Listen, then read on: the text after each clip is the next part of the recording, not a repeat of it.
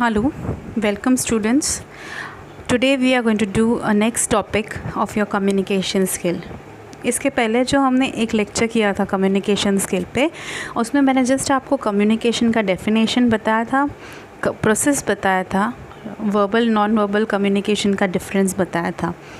अब जो हम ये सेकेंड टॉपिक कर रहे हैं कम्युनिकेशन स्किल्स पे, ये वो टॉपिक है जिसमें आपको पता चलेगा कि कम्युनिकेशन स्किल्स में कुछ इम्पॉर्टेंट चीज़ें होती है। देयर आर 7 C's, यानी कि 7 C लेटर से स्टार्ट होने वाले कुछ वर्ड्स हैं और 4 S है, S लेटर से स्टार्ट होने वाले 4 वर्ड्स हैं जो इफ़ेक्टिव कम्युनिकेशन के लिए काफ़ी ज़रूरी होता है। सो पॉइंट वाइज मैं आपको 7 C's and 4 S of effective communication आपको मैं एक्सप्लेन करने वाली हूँ, एंड आप ध्यान से सुनिएगा क्योंकि यही होता है आपके बेसिक्स का कि आपको कम्युनिकेशन किस तरह से करना चाहिए, कम्युनिकेशन कैसे होता है, प्लस आप कहाँ पे लैक कर जाते हो जब आपको आपका पॉइंट ऑफ व्यू एक्सप्रेस करना पड़ता है। So these are the 7 C's and 4 S of communication. Now let's start with the 7 C's of effective communication. 7 C's of communication में जो हमारा फर्स्ट पॉइंट है वो है कंप्लीटनेस। कंप्लीट ये जो शब्द है ये हमको खुद ही बता रहा है, कंप्लीट यानी कि पूरा होना। कंप्लीटनेस, हमारा कम्युनिकेशन कंप्लीट होना चाहिए। वो सारे फैक्ट्स के बारे में जो ऑडियंस की रिक्वायरमेंट है उस चीज़ को कन्वे करना चाहिए, और जो मैसेज जो सेंड कर रहा है उसने रिसीवर के माइंडसेट को समझते हुए अपना मैसेज रिसीवर को कन्वे करना चाहिए उस तरह से। और जो कंप्लीट कम्युनिकेशन होता है वो हमेशा एडिशनल इन्फॉर्मेशन, यानी कि जो चीज़ें रिक्वायर्ड है उस कम्युनिकेशन को पूरा करने के लिए, कोई भी बात आधा अधूरा नहीं रहना चाहिए कि रिसीवर को आप जो मैसेज भेज रहे हो उसके दिमाग में कोई क्वेश्चन नहीं रह जाना चाहिए कि उसको ये बात समझ में नहीं आई। एक बार आपका कम्युनिकेशन कंप्लीट होता है तो डिसीजन मेकिंग भी इजी हो जाता है। तो जो ऑडियंस है, जो रीडर्स है, जो मैसेज के रिसीवर्स है, उनको जो डिज़ायर्ड यानी कि जो इम्पॉर्टेंट मैसेजेस है और जो मैसेज मिलना चाहिए उस तरह से उनको वो इन्फॉर्मेशन पूरी तरह से मिल जाता है। मैं एक बार अब ये जो स्लाइड रीड कर दूंगी तो आपको ये रीड करते वक्त आपको ये समझ में आना चाहिए, रीड करते वक्त आपको समझ में आ जाएगा कि मैं क्या बोलना चाहती थी, और मैंने ये पॉइंट तो आपको एक्सप्लेन कर ही दिया हिंदी में। So completeness is what the communication must be complete, it should provide all the facts which is required by the audience, and the sender of the message must take into consideration the receiver's mindset and convey the message accordingly. A complete communication always gives additional information wherever required. It leaves no questions in the mind of receivers, and complete communication helps in better decision making by the audience, readers, receivers of the message, as they get all the desired and the crucial information. So this is the first C. Now the second C is correctness. Correctness क्या होता है कि वहाँ पे आपके कोई grammatical mistakes ना हो, और कम्युनिकेशन के जो करेक्ट कम्युनिकेशन जो हम कहते हैं उसके कुछ कैरेक्टरिस्टिक्स होते हैं या फीचर्स होते हैं। यानी कि message is exact, correct and well timed, यानी कि मैसेज जो है वो एकदम सही है, एकदम बराबर से है जिस तरह से होना चाहिए, और वेल टाइम्ड है यानी कि एकदम एग्जैक्ट पॉइंट टू पॉइंट है। If the communication is correct it boosts up the confidence level. आप जो कम्युनिकेट करना चाहते हो वो कम्युनिकेशन सही ढंग से हो रहा है तो आप में एक अलग ही किस्म का कॉन्फिडेंस लेवल आ जाता है और आप कम्युनिकेट इजीली कर पाते हो। Correct message has greater impact on the audience and readers, यानी कि मैं जो आपको अभी बताने चाहती हूँ या मैं जो अभी आपसे बोल रही हूँ, तो अगर आपको ये प्रॉपर्ली समझ में आ रहा है तो ऑब्वियसली आप पे एक इम्पैक्ट पड़ेगा, and you will be more confident कि मैम जो बोल रही है एकदम सही बोल रही है। It checks for the precision and accurateness of the facts and figures used in the message. अब करेक्टनेस है तो आप जो बता रहे हो प्रिसाइसली बोल रहे हो, जो आप इंफॉर्मेशन दे रहे हो वो एक्यूरेट है, यानी कि जो फैक्ट्स एंड फिगर्स उस मैसेज में है वो बराबर होना चाहिए, वो करेक्ट होना चाहिए।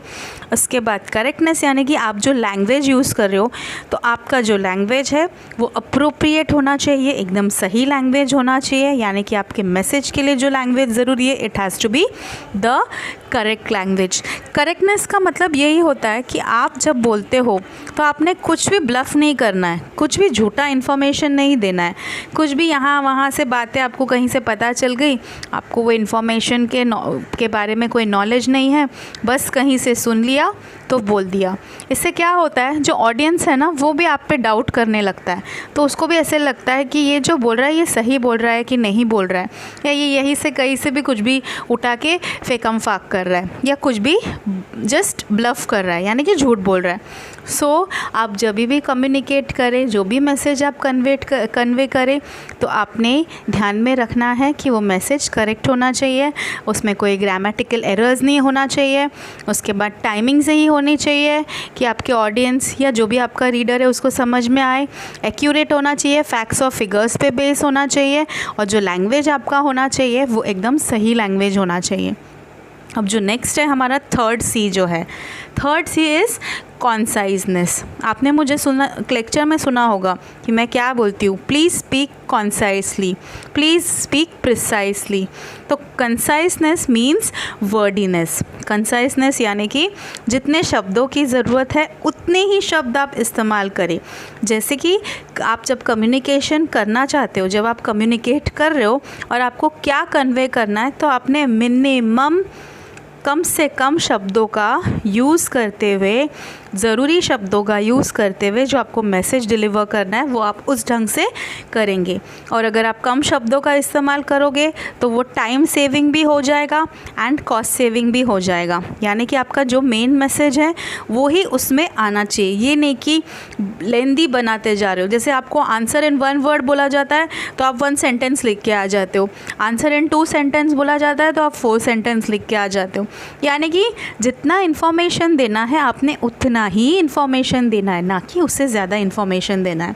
तो conciseness means wordiness, communicating what you want to convey in the least possible words without foregoing the other C's of communication. Conciseness is a necessity for effective communication. It is both time saving as well as cost saving. It underlines and highlights the main message as it avoids using excessive and needless words. यानी कि ज़्यादा शब्दों का excess words का use नहीं हो रहा है, and needless यानी कि जो शब्दों की ज़रूरत नहीं है वो शब्दों का भी इस्तेमाल नहीं हो रहा है। Concise communication provides short and essential message in limited words to the audience. Concise communication जो है, जो ज़रूरत वर्ड्स है, कम वर्ड्स है, एसेंशियल मैसेज को लिमिटेड वर्ड्स के इस्तेमाल से रीडर्स या ऑडियंस तक वो पहुंचा रहा है। Concise message is more appealing and comprehensible to the audience. अगर आप यूँ ही बोलते जाएंगे तो क्या होगा, अगर आप यूँ ही बोलते जाएंगे, फालतू के जो वर्ड्स नहीं चाहिए वो भी यूज़ करते जाएंगे, तो ऑडियंस इतना ध्यान से सुनेगी नहीं। वो अपीलिंग होना चाहिए और ऑडियंस को समझ में आना चाहिए, और वो नेचर में रिपीटेटिव नहीं होना चाहिए। Okay, now the next point is clarity. Clarity implies emphasizing on a specific message or goal at a time rather than trying to achieve too much at once. Clarity is in communication has the following features. Clarity यानी कि clear होना, यानी कि जैसे मैंने बोला concise यानी कि कम words का इस्तेमाल करना, clarity यानी कि आपका मैसेज clear होना चाहिए, यानी कि जो मैसेज आप देना चाहते हो आप वही मैसेज दो, एक टारगेट सेट करो rather than बहुत सारा एक साथ देने का कोशिश मत करो। उसके कुछ फीचर्स है क्लैरिटी के। It makes understanding easier, complete clarity of thoughts and ideas, enhances the meaning of the message, clear message makes use of exact, appropriate and concrete words. Clarity, अगर आपके मैसेज में क्लैरिटी रहेगा तो आप सब चीज़ easily और understanding जो होगा, जो आपको कोई लेसन समझ में आना है, अगर मैं आपको एक्सप्लेन कर रही हूँ कोई लेसन, तो अगर मेरे स्पीच में क्लैरिटी नहीं है तो क्या होगा, आपको वो लेसन समझ में नहीं आएगा। उसके बाद मेरे थॉट्स कि मैं अगर आपको एक पर्टिकुलर टॉपिक पढ़ा रही हूँ, मुझे वो टॉपिक का नॉलेज होना ज़रूरी है। अगर मेरे थॉट्स क्लियर नहीं होंगे और मेरे आइडियाज़ क्लियर नहीं होंगे तो जो मैं मीनिंग आपको वो बताना चाहती हूँ, जो मैं मैसेज आपको डिलीवर करना चाहूँगी वो प्रॉपरली नहीं दे पाऊँगी। तो मेरा clarity of thoughts and idea होना ज़रूरी है ताकि जो मैसेज का मीनिंग है वो इम्प्रूव हो सके और आप तक सही ढंग से पहुँच सके। जो क्लियर मैसेज होता है वो एकदम एग्जैक्ट, मतलब जितना ज़रूरी है उतने ही वर्ड्स का यूज़ करेगा। उसके बाद अप्रोप्रिएट यानी कि जो ज़रूरी होना चाहिए, और कॉन्क्रीट वर्ड्स का इस्तेमाल करेगा। कॉन्क्रीट यानी कि सही ढंग के words which is required. Next is concreteness. अब हम देखें कॉन्क्रीटनेस क्या है। Concrete communication implies being particular and clear rather than fuzzy and general. Concrete का मतलब यही होता है, यानी कि हमको जो बताना है तो हम उसी वर्ड्स का यूज़ करेंगे, वही पर्टिकुलर टर्म्स का यूज़ करेंगे जो ज़रूरी होता है, और वो क्लियर होगा rather than fuzzy and general. Fuzzy यानी कि कुछ भी कहीं से भी उठा के, कहीं से भी कुछ भी हम वर्ड्स यूज़ कर रहे हैं, ऐसे यहाँ उधर इधर उधर की बात कर रहे हैं। मेन मुद्दा तो रह गया है। अगर आपका मेन मुद्दा क्लियर होगा तो concreteness strengthens the confidence and concrete message has following features. अगर आपको जो मैसेज देना है अगर वो आपका कॉन्क्रीट होगा तो आपके अंदर कॉन्फिडेंस आ जाएगा, आप प्रॉपर्ली मैसेज दे पाओगे। अब हम फीचर्स देखेंगे। It is supportive with specific facts and figures. जो कॉन्क्रीट मैसेज होता है, अगर मैं आपको किसी लॉ के बारे में एक्सप्लेन कर रही हूँ तो मेरे पास स्टैटिस्टिक्स होना चाहिए। कुछ बता रही हूँ मैं आपको तो मेरे पास पूरा रेशियो होना चाहिए, प्रोपोर्शन होना चाहिए कि ये इतना है। लाइक अगर मैं सेंसस के बारे में बात करूँ, अगर पॉपुलेशन के बारे में बात करूँ तो मेरे पास वो चार्ट होना चाहिए, फैक्ट्स होने चाहिए, फिगर्स होने चाहिए। So proper facts and figures का अगर मैंने इस्तेमाल किया, यानी कि जो मैं बोल रही हूँ वो मैसेज एकदम सही है, मैं कुछ भी झूठ आपको नहीं बोल रही हूँ। अगर मैं आपको न्यूज़ दे रही हूँ तो मेरे पास वो न्यूज़ आइटम से रिलेटेड जो है सबूत होना चाहिए, यानी कि वो फैक्ट्स होना चाहिए। इतने लोग मर गए, कहाँ से मर गए, कैसे मर गए, तो it has to be fact and I should have the numbers.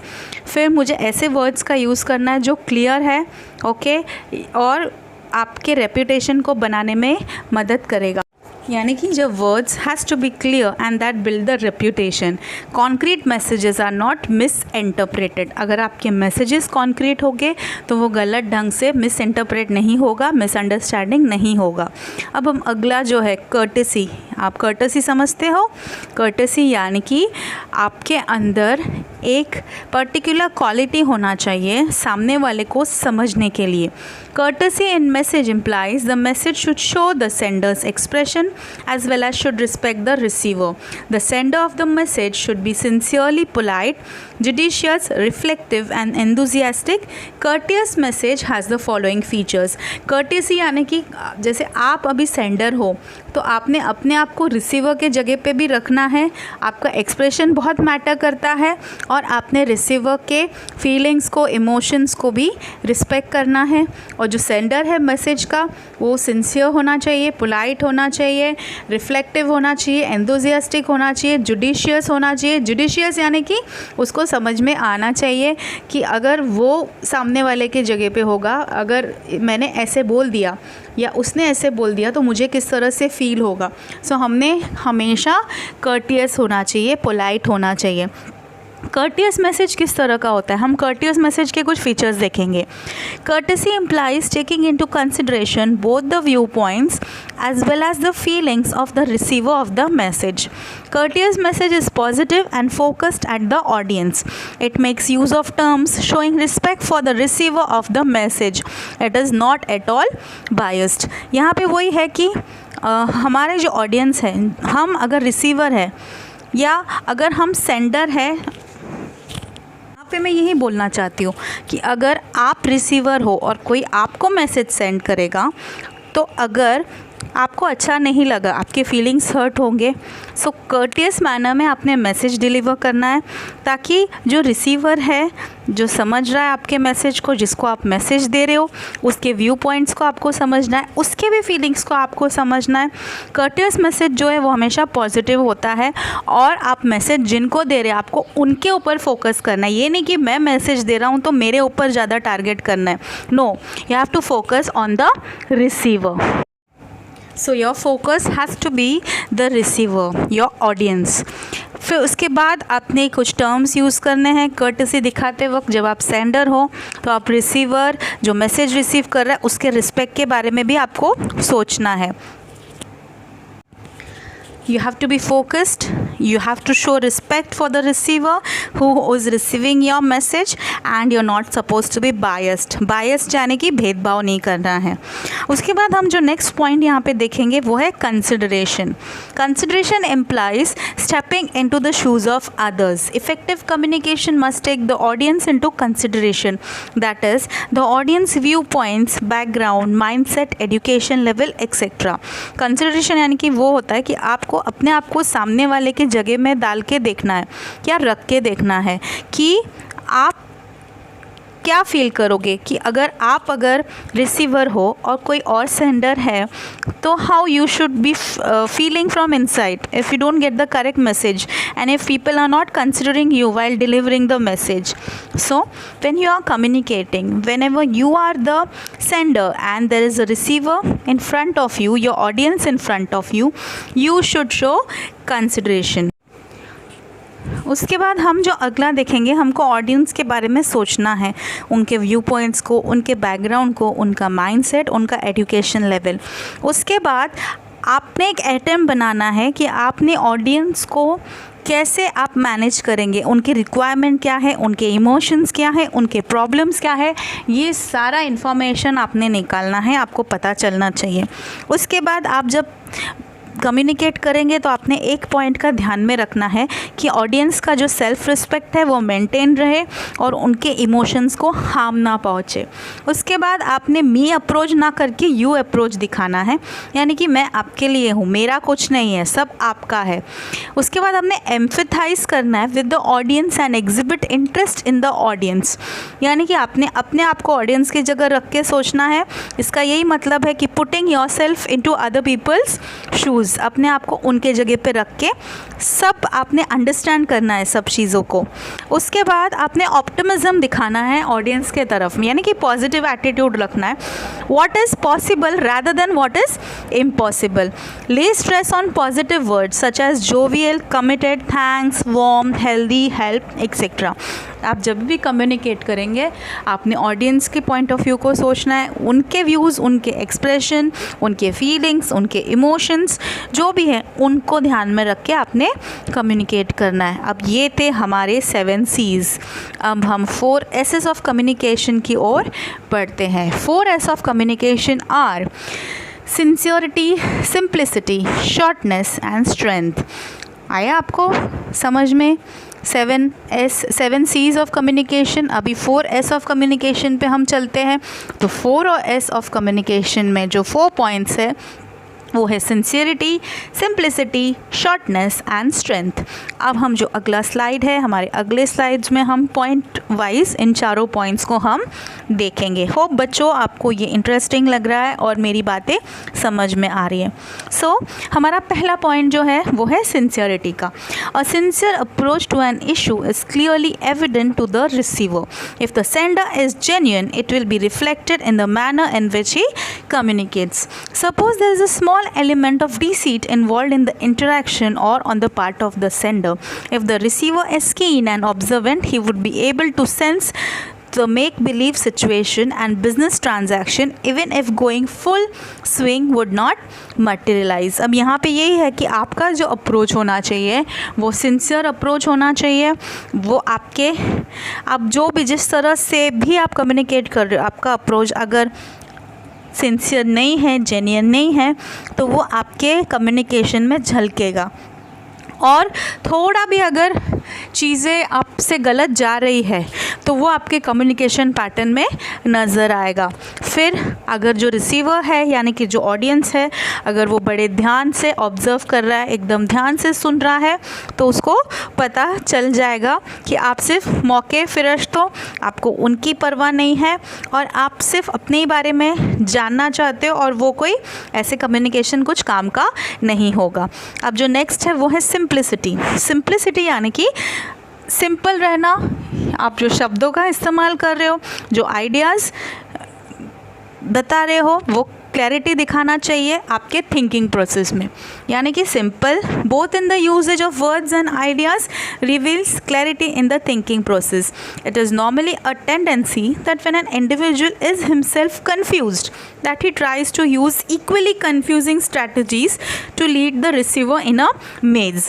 अभी क्या होता है, जब हम कुछ बातचीत करते हैं हम खुद ही नहीं जानते हम क्या बात कर रहे हैं, राउंड द बुश घूमते जा रहे हैं, ब्ला ब्ला ब्ला करते जा रहे हैं और हमको ही समझ में नहीं आ रहा है कि हमको क्या मैसेज कन्वे करना है.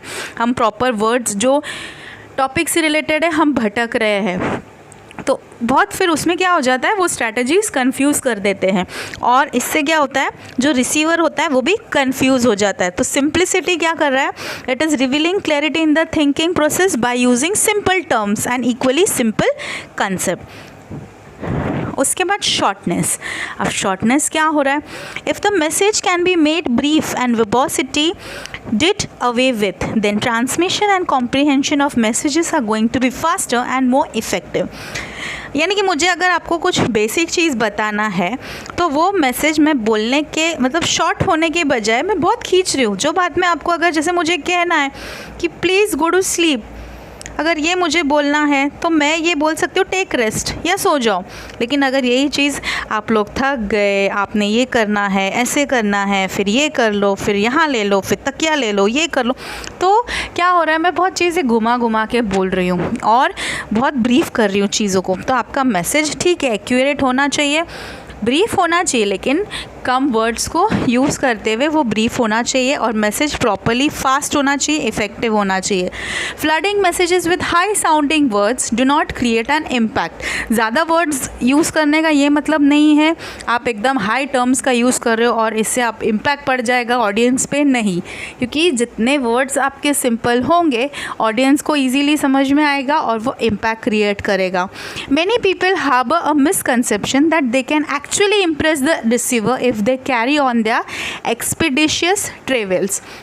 अब हमारे दिमाग में हमेशा यही है, एक मिसकंसेप्शन है कि हमारे जो ऑडियंस है, हमारा जो रिसीवर है, हम हाई फाई टर्मिनोलॉजीज़ अगर यूज़ करते हैं, हमारा हाई फाई नॉलेज या वोकेबलरी का पिटारा अगर खोल देंगे तो हमारा ऑडियंस एकदम इम्प्रेस हो जाएंगे. बट ऐसा नहीं होता. So you have to be short, you have to be precise, you have to be concise, you have to be concrete. ये सारी चीज़ें अब तक आपको समझ में आ गई होगी. अब जो नेक्स्ट है वो है हमारा strength. The strength of a message emanates from the credibility of the sender. If the sender himself believes in a message that he is about to transmit, there is a bound to be strength and conviction in whatever he tries to state. यानी कि strength, ताकत, अगर आपके message में ताकत है तो वो सब चीज़ जीत लेगा. अगर आपके मैसेज में ही ताकत नहीं है तो कोई फ़ायदा नहीं है. तो सेंडर ने खुद में बिलीव करना चाहिए मैं क्या बोल रहा हूँ, मेरा मैसेज क्या है, मैं क्या ट्रांसमिट करना जा रहा हूँ. और अगर उसमें स्ट्रेंथ है, कन्विक्शन है कि मैं ये बोल के ही रहूँगा, तो वो ईज़िली रिसीवर तक जाएगा and he is going to manage the communication in a very proper manner. Half-hearted statements or utterances that the sender himself does not believe in add a touch of falsehood to the entire communication. आधी अधूरी बातें, आधी अधूरी statements जिनका ना head है ना tell है, हम सिर्फ बोल रहे हैं. सेंडर होने के नाते हम खुद बिलीव नहीं करते, ऐसे ही हम बोलते जा रहे हैं, तो वो एक झूठा दिलासा देता है, झूठा चीज़ दर्शाता है और आपका एंटायर कम्युनिकेशन फेल हो जाता है.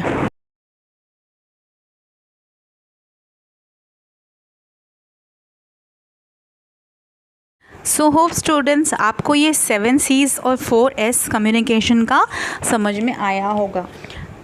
Okay, so please stay with us, stay connected with Vijay Commerce classes and learn better English, improve your communication skills with us. We are doing our best. You give your 100% and we all will win together.